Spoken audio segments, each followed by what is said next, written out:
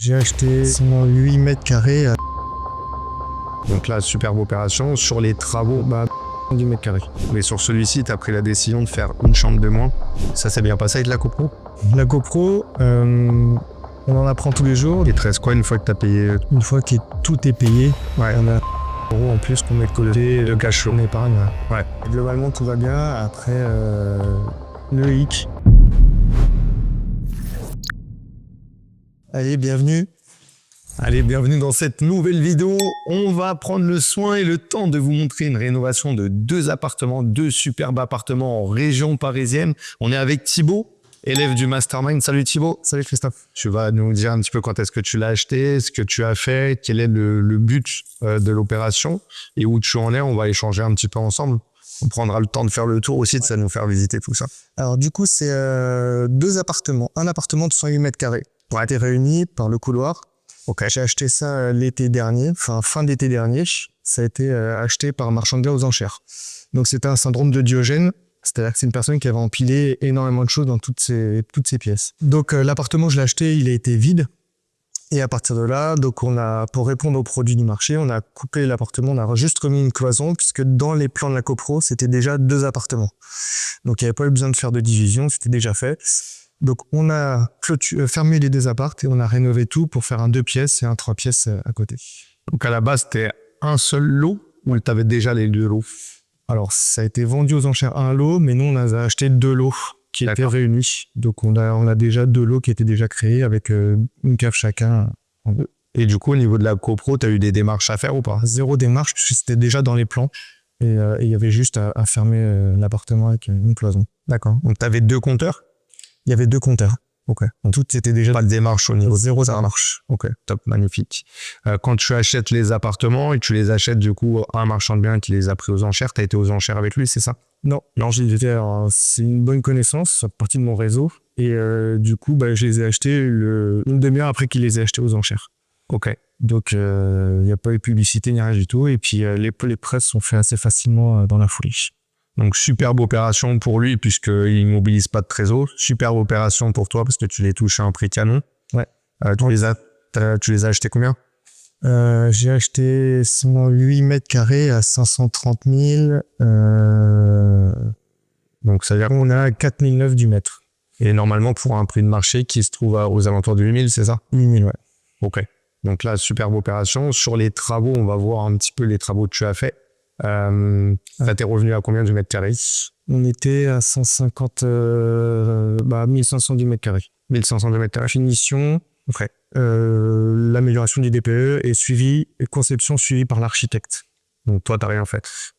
Une visite une fois par semaine sur place pour checker 2-3 petites choses, mais quasiment peu de charge mentale par rapport à ça. Ok. Du coup, on a dit t'es à un petit peu moins de 5000 du mètre carré à l'achat, plus 1005, ça fait 6005 avec les travaux. Et pour un prix de revente estimé aux alentours de 8000. Ouais. Ok. On va voir un petit peu la différence. Tu vas nous expliquer les différences entre celui-ci, qui a un 2 pièces, et l'autre qui a un 3 pièces. Pourtant, ils ont la même surface tous les deux. Mais sur celui-ci, tu as pris la décision de faire une chambre de moins. Pour quelle raison? La disposition de l'existant et par rapport aux pièces d'eau. Tout était concentré dans la salle de bain. Là, dans la salle de bain actuelle, il y avait la cuisine et ainsi de suite. On a voulu faire un grand 2 pièces parce que la dimension des pièces s'y prêtait. Donc, on a abattu une cloison qui a permis de faire vraiment un grand salon séjour et beaucoup plus agréable. Et une très belle salle de bain, des toilettes d'une bonne taille et une belle chambre qui complétait. Et celui d'à côté se prêtait davantage à se faire un 3 pièces vu la disposition. On va le voir, on va voir ça ensemble. Si vous restez jusqu'à la fin de la vidéo, vous verrez la visite complète. Pour les travaux, on voit que là, sur la cuisine, par exemple, tu as pris la décision de ne pas mettre de meubles hauts. C'est une volonté de l'archi, de ta part? Ouais. C'est l'archi qui a tout designé. Ouais. Nous, on a validé parce que le produit nous plaisait, la façon dont elle avait présenté les choses. Mais c'est elle qui a tout géré de A à Z, même le choix des matériaux de la cuisine, elle a tout géré. Ok. Elle a tout négocié. Ça s'est bien passé avec la copro? Ok. La GoPro, on en apprend tous les jours. Du coup, on a fait passer un huissier en amont pour constater chez les voisins qui sont concernés et les parties communes. Et du coup, on a eu des surprises dès le début de la copro. Alors, avec les bruits, On n'a pas commencé en meilleure période parce que c'était vacances de Noël, mais bon, on était dans nos droits. Donc on a joué la conciliation, on a mis une petite pause, mais après on a repris. Et en fait, ils nous ont imputé des dégâts dans les parties communes. Et en fait, grâce à l'huissier, on a pu montrer que c'était déjà présent.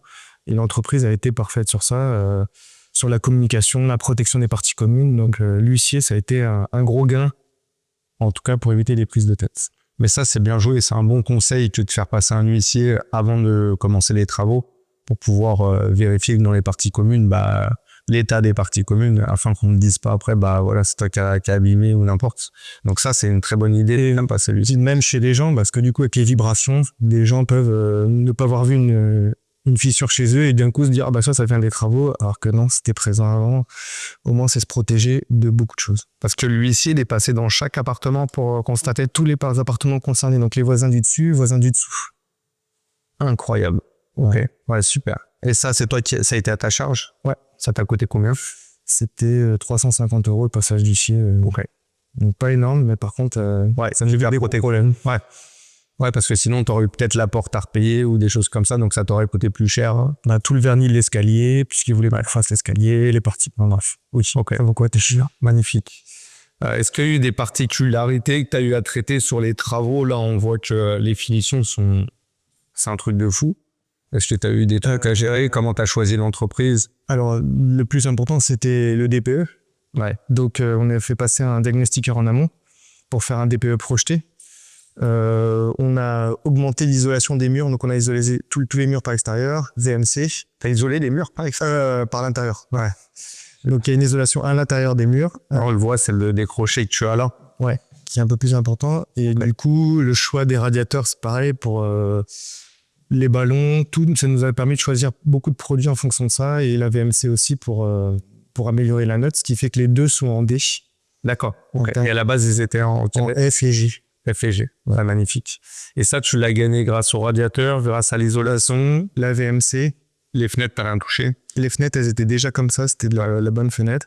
Donc, isolation, radiateur, VMC, le ballon, et après, du coup, le fait que ça soit un appartement au milieu et pas... pas tout en haut, pas tout en bas. Ok. Ouais, magnifique. Après, le choix de l'entreprise, c'est l'archi, je la connaissais en amont. Ouais. Nous, on avait déjà fait un projet avec elle, on adorait. Elle a été hyper réactive. C'est elle qui a choisi l'entreprise parmi son réseau. Ça a été la plus compétitive sur les prix. Et en fait, ça a été un pari. C'était son premier chantier avec cette entreprise. Là, en final, il y a eu une superbe entente et l'entreprise a géré de A à Z. Ils ont tout ce qu'il y avait besoin de corriger, ils l'ont fait et il n'y a eu quasiment aucun accroc dessus sur toute la suite du chantier. Tu as eu des surprises ou des suppléments à rajouter par rapport au devis initial ou pas?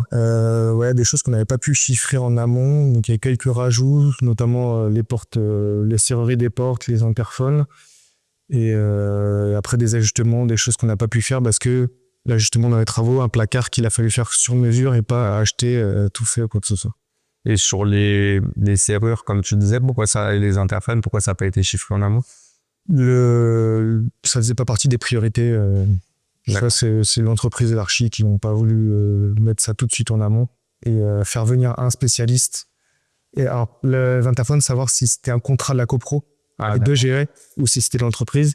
Et les serrureries, il fallait que je fasse passer un spécialiste quand même pour mettre quelque chose de correct par rapport à ça. Ok. Durée totale des travaux, du coup? Commencé en décembre, ça s'est terminé fin avril, donc ça fait 5 mois. Ouais, sachant que, voilà, une fois de plus, en copropriété, il faut s'adapter. Donc, on a dû faire des pauses de chantier. Ils n'ont pas pu commencer à l'heure qu'ils voulaient. Ils ne travaillaient pas le samedi parce qu'ils ne voulaient pas avoir trop de prise de tête. Et des retards de livraison des luminaires, par exemple, qui fait qu'on a décalé la fin de chantier. Et globalement, ça a été très rapide. Ils ont été efficaces. Et le fait qu'il y ait 2 grands volumes, plus une communication entre les deux, fait qu'ils avançaient sur l'un, sur l'autre et ainsi de suite. Parce que du coup, tu as obtenu les clés en décembre, c'est ça? Alors, non, on a obtenu les clés en septembre. Ouais. Le temps que, parce qu'on pouvait pas faire des visites avant, tout était blindé jusque-là d'affaires. Ouais. Donc, c'était compliqué pour l'architecte à se relever. Donc, on a dû décaler un petit peu la conception après l'achat et après, c'est parti. Et décembre et produit livré en mai, c'est ça? Ouais, c'est un vrai début même. Ouais, donc 4 mois et demi de travaux, quoi. ce qui était annoncé, l'entreprise a quasiment respecté ses délais, donc cool. Ok. Finition, on est super content. Donc franchement, Toi, les choses à dire. Les finitions sont incroyables. Sur les finitions, c'est top. On a parlé d'achat, mais on n'a pas parlé de crédit. Comment tu as fait pour le financement? Je crois que tu nous as fait un petit tour de magie. du coup, j'ai fait ce qu'on appelle une doublette. Ouais. Donc j'avais j'ai sollicité 2 banques en parallèle pour acheter les 2 appartements. Ouais. Ce qui fait que j'ai eu les prêts quasiment en même temps pour les 2 appartements. Et c'était plus au niveau des régions, parce que là, on est en région parisienne, tu habites en région parisienne, et le financement, tu l'as obtenu dans un autre secteur. J'ai eu un des appartements qui a été financé par une banque à Grenoble et l'autre une banque à Paris. Ok. Il n'y a pas eu de problème, aucun problème par rapport au montage du dossier. Et ça, c'est un truc de fou parce que, enfin, moi, je dis toujours qu'il faut être dans ta région pour demander le financement ou dans la région du produit que tu achètes. Là, on voit que tu es en région parisienne, tu achètes un produit en région parisienne, on te finance à Grenoble. Comment ouais. Moi, c'est dans le sport. J'ai des sportifs de haut niveau, ils ont des bons contacts avec tout ce qui est mes partenariats, sponsoring. Et là, en gros, c'est une banque qui est sponsor d'un athlète. Et du coup, en arrivant dans son réseau, ça a été plus simple. Et étant un bon client, ça a été plus simple d'obtenir le crédit. En 3 jours, le dossier était monté. Et après, c'était des délais de faire les papiers. Ouais. Et t'as jamais vu la personne qui t'a fait le crédit? En visio. Ok. Donc, tu t'es jamais déplacé sur place? À Grenoble, non. Je me suis jamais arrêté pour que... Tu peux nous partager les banques qui t'ont financé ou pas? LCL Grenoble. Et après, c'est plus banque professionnelle, c'est Crédit Mutuel Profession de Santé à Paris. D'accord, ok. Bon, top. Et ça, Crédit Mutuel Profession de Santé, t'avais déjà des comptes là-bas ou pas du tout? Ouais. Là, par contre, il y avait une petite historique chez eux. Et du coup, ça a été juste des démarches plus longues parce que c'était courant de l'été. Ouais. Donc, les services étaient un peu absents. Mais sinon, ça s'est fait assez rapidement. Nickel. Et t'as dû mettre des produits, des services en place ou... J'en avais déjà. Ouais. J'en avais déjà. Après, moi, en tant que professionnel, je prends la carte bleue. Donc, c'est les vrais qu'ils aiment bien. Et en fait, derrière, non, j'ai pris là mon téléphone chez eux. L'assurance de ma voiture, je viens de la changer pour la mettre dans une banque. Et voilà, mais ça, c'est des choses que j'ai fait après pour continuer à améliorer la relation. Ok. Ça, c'est ça c'est peut-être le mastermind qui t'a un peu aidé là-dessus. On apprend là-dessus. Le mastermind, il m'a apporté le fait de continuer à vouloir faire du lino, parce que c'est un travail qui est long. On peut passer par des phases de web bas, et du coup, là, est-ce que je l'aurais fait sans? Je suis pas sûr. Toujours est-il que j'ai fait le mastermind, je suis en train de faire cette opération. J'ai mis les choses en place que j'ai appris aussi au mastermind, notamment en financement, les relations bancaires, les choix d'entreprise, les papiers, et puis tous les conseils qu'on a entre nous. Ce qui est intéressant, c'est que tu l'as dit, il y a des hauts, il y a des bas dans le parcours d'un investisseur. On parlera un petit peu après des moments de doute, voilà, parce qu'en ce moment, ça peut être, on est sur un marché complexe. Ouais. Donc, tu as fait des très belles rénovations. On verra que tout se passe pas toujours comme prévu. Mais maintenant, là, tu as bien appliqué, tu as pu passer à l'action, tu as fait des belles opérations. Donc ça, bravo déjà pour le passage à l'action. Et est-ce que Grenoble, tu as joué le jeu aussi ou tu as fait un crédit sec vraiment pour l'instant? Non, à limite, c'est la banque avec qui j'ai plus de relations. D'accord, ouais. Ok. Ça se passe très bien, ils sont en tout cas, ça se passe très bien et ils sont prêts à regarder d'autres projets qu'il y a à voir derrière et j'améliore la relation régulièrement.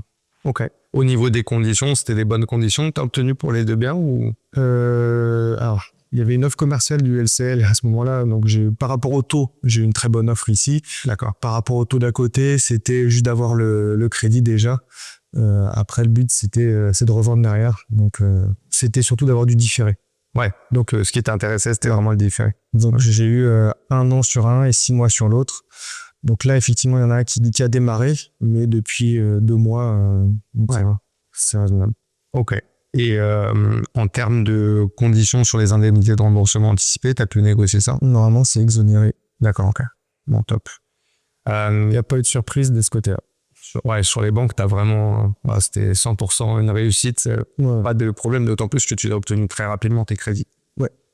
Donc, produit trouvé grâce au réseau. Donc, assez simplement, sans tes besoin à chasser, en fait. À 0 chasse. Ouais, 0 chasse, c'est le réseau qui te le ramène. Financement, réseau qui te recommande. Et du coup, ta banque partenaire déjà actuelle Donc, zéro problème pour le financement.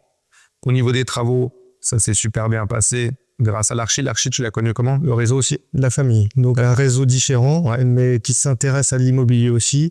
Et comme je te dis, on avait déjà fait une projection sur un projet en amont avec elle et ça nous plaisait énormément. Et une confiance en elle, transparente, communicante. Et toutes les semaines, on avait un reporting des travaux, ainsi de suite. Donc, ça nous confirme que ça nous a conforté dans le choix de prendre cette Archi. Elle a vachement bien géré les choses. Ok, magnifique. Donc maintenant qu'on a vu que tu as fait les opérations de recherche, de travaux, de financement assez facilement, on va profiter un petit peu d'être ici pour visiter. Tu nous fais visiter un petit peu ce premier appart. Donc, comme je disais, c'était un plateau de 108 mètres carrés qu'on a acheté. Donc là, en fait, tout s'est fait sur ce mur-là. C'est là qu'il y avait la jonction. Donc, on a juste fermé ici. Et c'est ça qui nous a permis de séparer les deux. Ah ouais, là, tu pouvais passer de... C'était un couloir. C'était ouvert, là, à droite du compteur, c'était ouvert, il y avait un passage. Et il y avait le compteur qui était là? Ouais, le compteur était déjà ici et c'était ouvert vraiment que sur cette partie. Donc, on a fermé ça et c'est bon. Donc, et sur là, la personne là qui avait le syndrome de... Diogène. Ouais. C'est un locataire ou un propriétaire? Propriétaire. Propriétaire, ça a été mis aux enchères parce qu'elle avait un surendettement auprès de la copro. Et du coup, ça a été saisi et mis en vente. Oh, purée, incroyable. Donc là, on est dans la première chambre.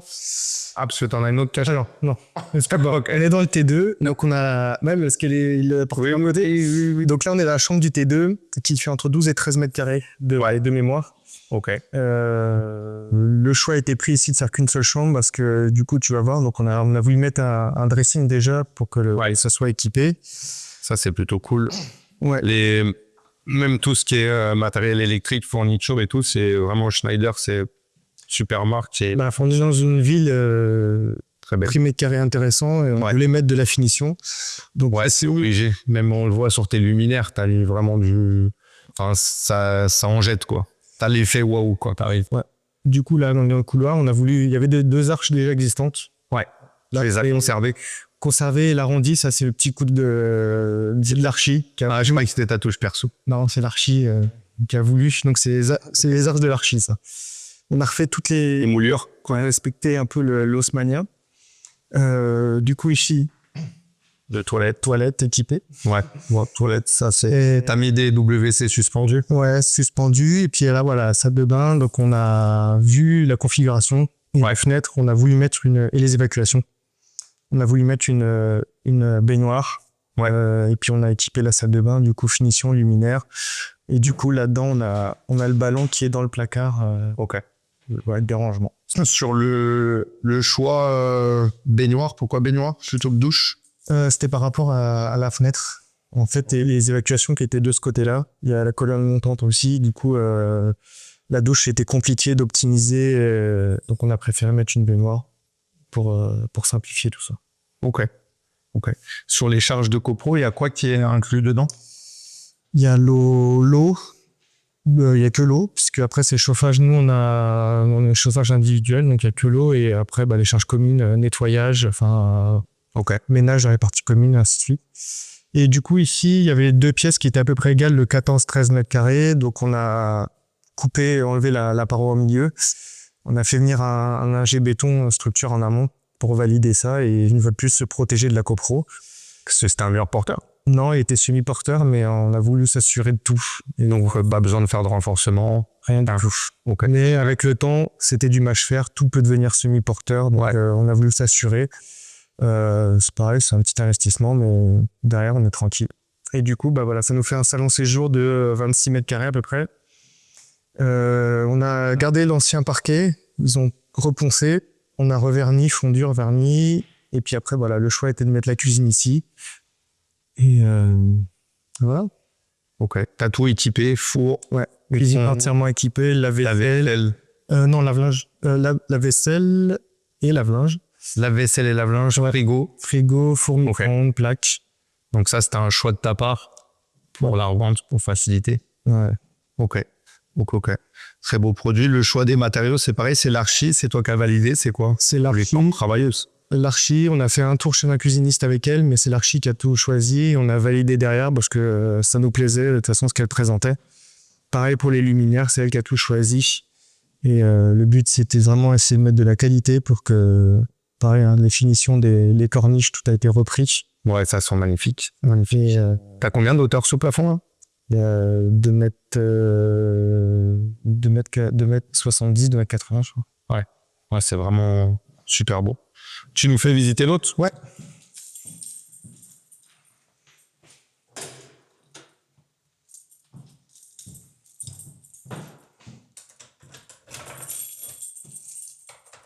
Ah, quand on est propriétaire. Donc c'est vraiment la porte à côté.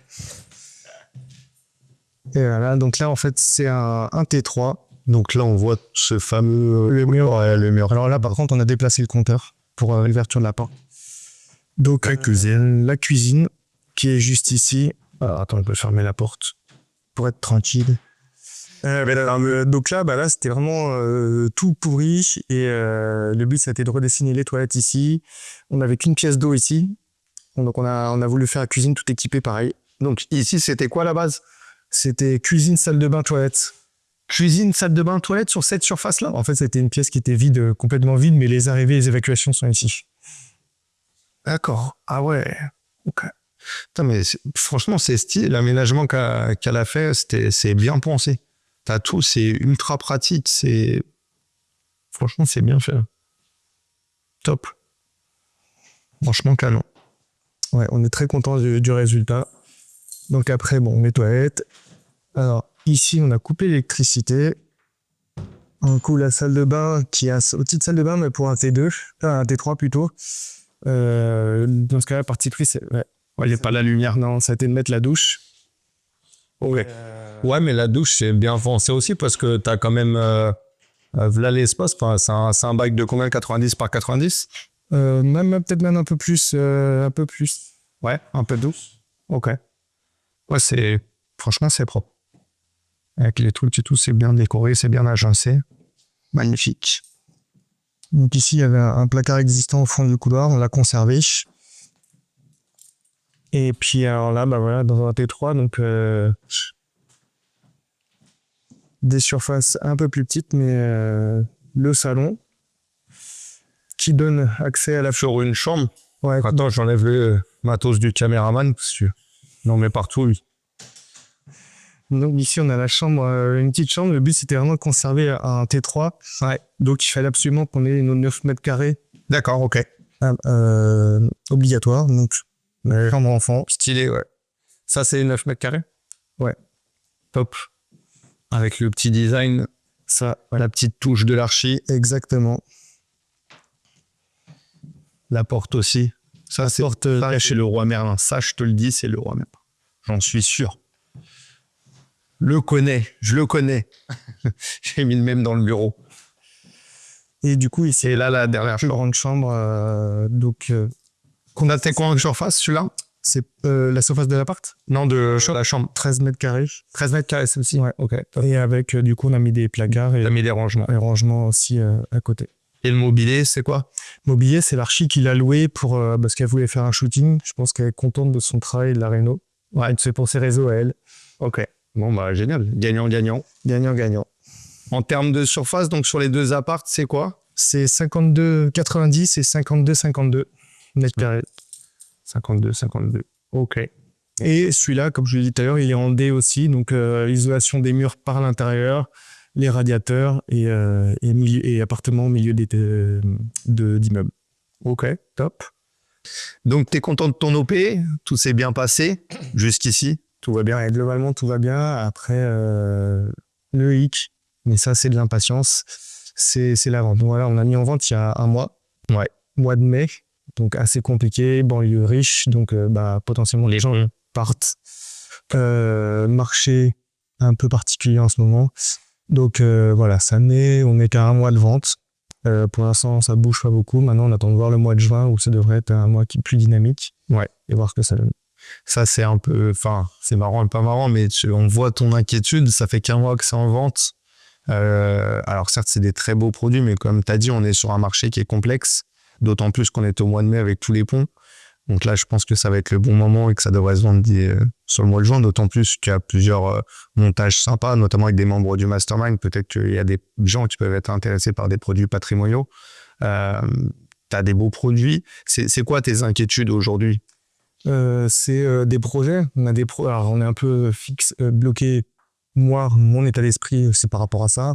Et parce qu'on déménage cet été, on change de région. Ouais. Donc j'aurais bien aimé que ça soit liquidé dans le sens où on signe les papiers déjà avant de pouvoir partir, de plus être bloqué là-dessus. Pour avoir l'esprit tranquille quand tu pars. Donc ton principal frein aujourd'hui ou blocage ou élément de crainte, c'est que la vente tarde un petit peu. Ouais. Après, on a un emplacement qui est idéal, on est plein centre-ville, les transports sont pas loin, on a une très belle finition, des surfaces qui sont très demandées. Il n'y a pas de raison. Ouais.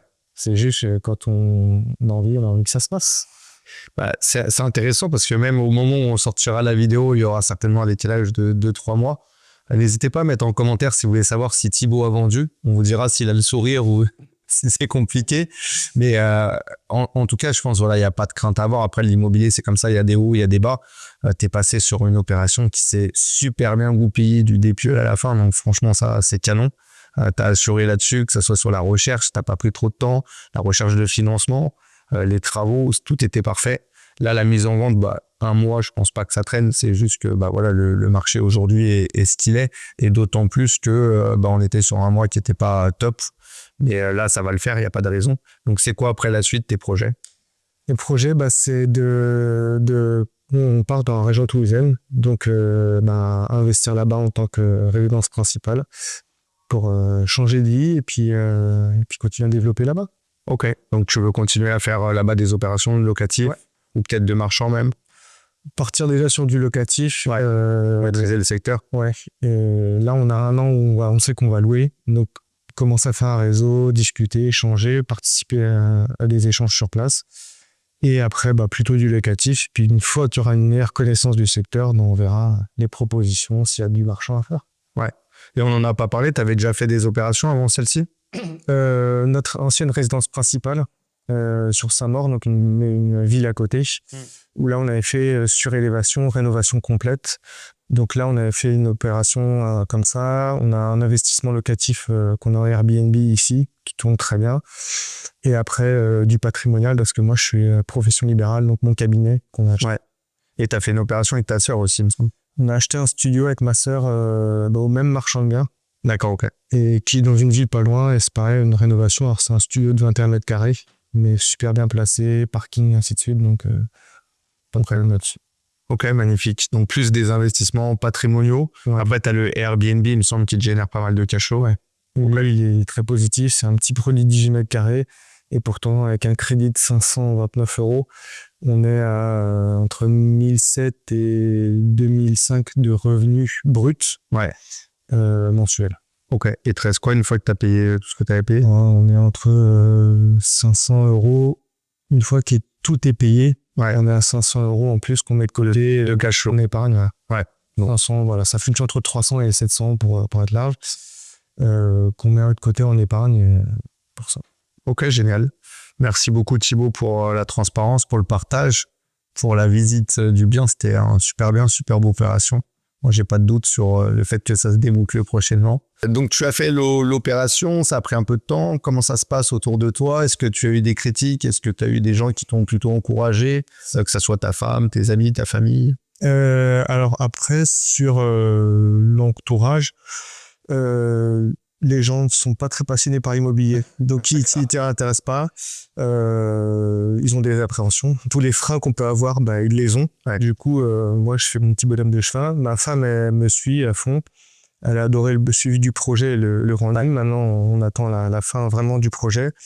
Elle va plus kiffer les chiffres quand vous allez encaisser, elle va dire c'est bon. Elle est déjà en province. Ouais, d'accord. Et sinon, après, pendant les émotions, pendant tout le suivi, des hauts et des bas, mais c'était surtout par rapport aux copropriétaires. On est dans une copro, faut faire avec les gens et il y a tout de suite des menaces. Même si tu fais les choses bien, il y a des menaces, il y a de la jalousie, il y a tout ça. Donc, des petits moments de stress, mais en fait, quand tu fais les choses carrées, dans les clous, que tu te protèges, ça passe, tout va bien. Ouais, c'est important ce que tu dis, de bien se protéger, de bien cadrer les choses en amont, comme ça, t'as pas de surprise après. C'est des petits C'est important. Ouais, tu te protèges et après t'es tranquille. Ouais, qui valent beaucoup sur Ouais. Là, le suivi, moi, ça m'a quasiment rien demandé. Une fois par semaine, l'archi, ils ont super bien fait, l'entrepreneur communiquait. Donc sur ça, impeccable. Quand il y avait des choses à reprendre, les questions, il y avait discussion, ils ont joué jeu tous. Quand l'archi a fait une erreur, elle a pris pour elle, l'entreprise aussi. Donc franchement, sur tout ça, nickel. La gestion de l'être humain, après, par contre, les copropriétaires, c'est compliqué. Et puis après, voilà, moi, c'est mon opération, j'en parle avec les gens dont ça intéresse en immobilier, les autres... Ouais, tu racontes pas, enfin, tu parles pas à des gens qui sont pas intéressés par les... Non, Il y a pas d'intérêt ils ont leurs inquiétudes, leurs peur. j'ai pas envie qu'ils viennent me polluer. Ouais.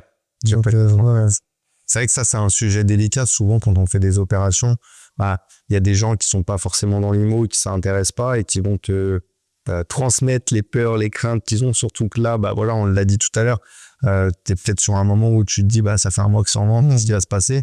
Donc ouais, faut pas se laisser polluer entre guillemets par des gens qui connaissent pas et qui pourraient t'amener leur. C'est voilà. Là aujourd'hui, c'est surtout qu'on a d'autres projets derrière et qui nous tiennent vraiment à cœur parce que ce sont des choix de famille et on a envie de se projeter plus facilement là-bas. Donc c'est juste se libérer d'esprit maintenant. Une fois que tu as cadré des choses classiques qui sont l'emplacement, le prix, surface, le DPE aujourd'hui qui est extrêmement important, il n'y a pas de raison.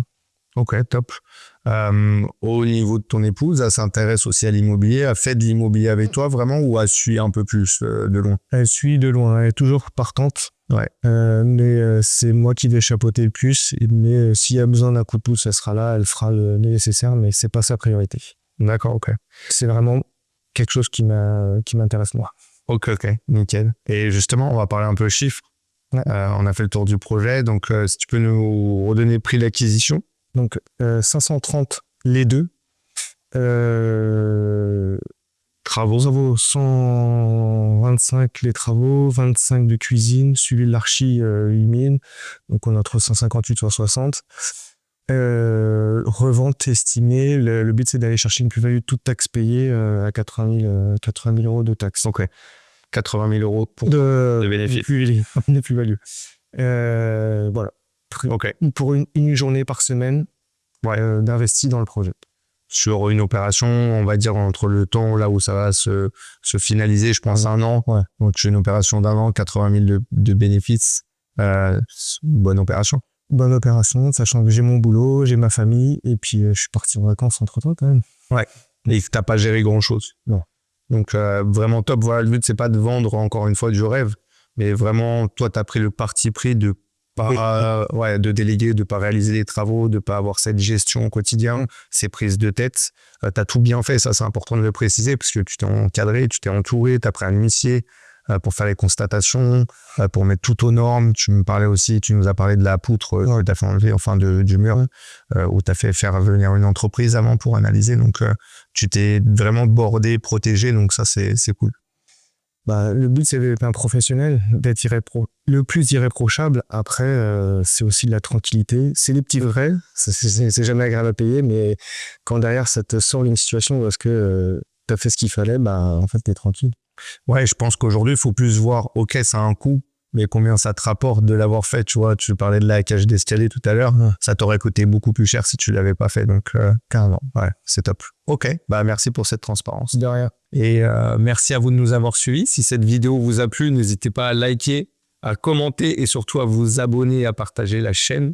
Et si ça vous plaît, on vous fera d'autres vidéos dans le même style. Merci beaucoup, à très vite.